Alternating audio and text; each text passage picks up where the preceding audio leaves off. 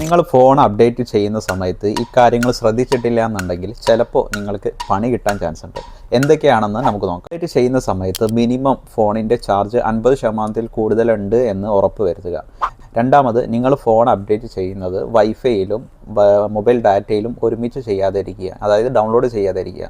ഫുള്ളായിട്ട് വൈഫൈ ആണെങ്കിൽ അത് കണ്ടിന്യൂ ചെയ്യുക, അല്ലെങ്കിൽ മൊബൈൽ ഡാറ്റ ആണെങ്കിൽ അതിൽ ഫുള്ളായിട്ട് കണ്ടിന്യൂ ചെയ്യുക, അങ്ങനെ ഡൗൺലോഡ് ചെയ്യുക. മൂന്നാമതായി പറയാനുള്ളത്, മൊബൈൽ ചാർജിലിട്ടുകൊണ്ട് നിങ്ങൾ ഒരു കാരണവശാലും അപ്ഡേറ്റ് ചെയ്യാതിരിക്കുക. നാലാമത് പ്രധാനമായും ചെയ്യാനുള്ളത്, ശ്രദ്ധിക്കേണ്ട ഒരു കാര്യം എന്താണെന്ന് വെച്ചാൽ, നിങ്ങളുടെ ഫോൺ ഹീറ്റ് ആവുന്ന സമയത്ത്, അതായത് ഓവർ യൂസ് ചെയ്ത് ഗെയിം കാര്യങ്ങളൊക്കെ കളിച്ചുകൊണ്ട് അങ്ങനെയൊക്കെ വരുന്ന സമയത്ത് മൊബൈൽ കൂടുതൽ ഹീറ്റ് ആവും. ആ സമയത്ത് ഒരു കാരണവശാലും നിങ്ങൾ ഫോൺ അപ്ഡേറ്റ് ചെയ്യരുത്.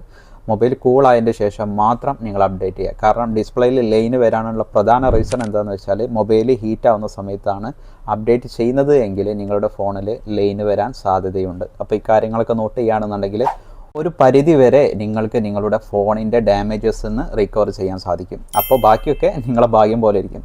അപ്പോൾ വീണ്ടും കാണാം.